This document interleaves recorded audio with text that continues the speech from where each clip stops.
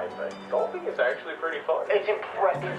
So cool. I don't like watching it, but I like playing it. The first time I ever went to a driving range, I went with Tanner Burge, and he let me borrow his clubs with him.